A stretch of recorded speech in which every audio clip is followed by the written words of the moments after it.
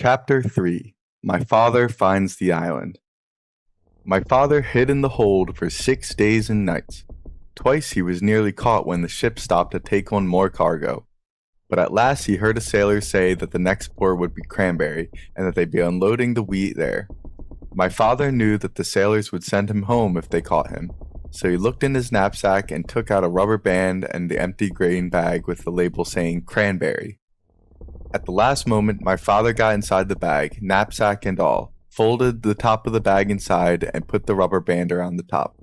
He didn't look exactly like the other bags, but it was the best he could do. Soon the sailors came to unload. They lowered a big net into the hold and began moving the bags of wheat. Suddenly one sailor yelled, "Great Scott, this is the queerest bag of wheat I've ever seen. It's all lumpy-like, but the label says it's to go to Cranberry." The other sailors looked at the bag too, and my father, who was in the bag of course, tried even harder to look like a bag of wheat. Then another sailor felt the bag, and he just happened to get a hold of my father's elbow. "I know what this is," he said. "This is a bag of dried corn on the cob," and he dumped my father into the big net along with the bags of wheat. This all happened late in the afternoon, so late that the merchant in Cranberry who had ordered the wheat didn't count his bags until the next morning. He was a very punctual man, and never late for dinner.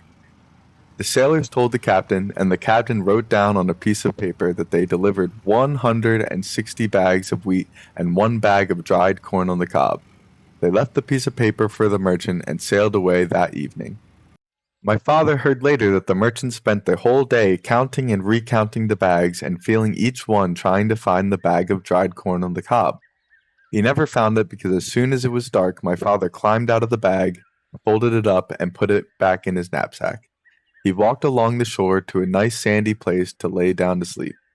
My father was very hungry when he woke up the next morning. Just as he was looking to see if he had anything left to eat, something hit him on the head. It was a tangerine. He had been sleeping right under a tree full of big, fat tangerines. And then he remembered that this was the island of Tangerina. Tangerine trees grew wild everywhere. My father picked as many as he had room for, which was 31, and started off to find Wild Island. He walked and walked and walked along the shore, looking for the rocks that joined the two islands. He walked all day, and once he met a fisherman and asked him about Wild Island. The fisherman began to shake and couldn't talk for a long while. It scared him that much, just thinking about it. Finally, he said, "Many people have tried to explore Wild Island, but no one has come back alive. We think they were eaten by the wild animals." This didn't bother my father. He kept walking and slept on the beach again that night. It was beautifully clear the next day, and way down the shore my father could see a long line of rocks leading out into the ocean. And way, way out at the end he could see just a tiny patch of green. He quickly ate 7 tangerines and started down the beach. It was almost dark when he came to the rocks, but there, way out in the ocean, was the patch of green.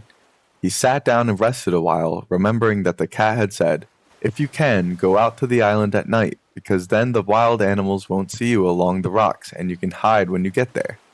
So my father picked 7 more tangerines, put on his black rubber boots, and waited for dark. It was a very black night, and my father could hardly see the rocks ahead of him.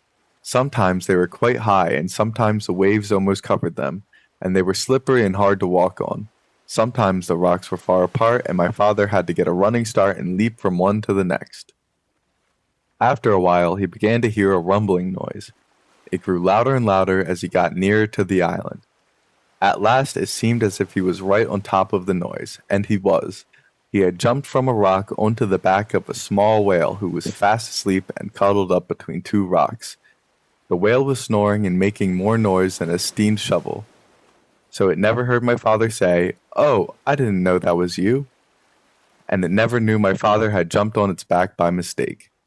For 7 hours my father climbed and slipped and leapt from rock to rock. While it was still dark, he finally reached the very last rock and stepped off onto Wild Island.